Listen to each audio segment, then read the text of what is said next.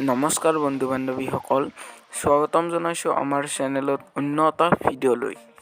যদি আপোনালোকে এই চেনেলটো এতিয়ালৈকে ছাবস্ক্ৰাইব কৰা নাই তেনেহ'লে ছাবস্ক্ৰাইব কৰি বেল আইকনটো টিপিবলৈ নাপাহৰিব।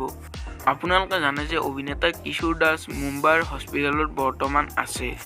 যিহেতু অভিনেতাজনৰ লগত দুজন পৰিয়ালৰ ব্যক্তিও গৈছে লগত, তেওঁলোকৰ এগৰাকী পৰ্যন্ত ব্যক্তিয়ে শ্বেয়াৰ কৰিছে আৰু লিখিছে যে কিশোৰ দাসৰ অনুৰাগী অকল অসমতেই নহয়, বহিৰাজ্যৰ মানুহেও ভাল পায়। কিশোৰৰ সৈতে প্ৰবীণ সোণোৱাল। 7 বছৰ আগত মিৰ্জাত কিশোৰক লগ পাইছিল মহাৰাষ্ট্ৰৰ প্ৰবীণে। কিশোৰ মুম্বাইত চিকিৎসালয় অহা বুলি গম পাই নিজৰ ব্যস্ততাৰ ওপৰত সময় উলিয়াই কিশোৰক লগ কৰিলে আৰু নিজৰ সামৰ্থ্য অনুসৰি সহায় সহযোগিতাৰ আশ্বাস দিলে। আমি আপোনালোকৰ এনেধৰণৰ ভিডিঅ'বোৰ লৈ থাকিম। তেতিয়ালৈকে আমাৰ চেনেলটো ছাবস্ক্ৰাইব, লাইক এণ্ড শ্বেয়াৰ কৰি থাকিব।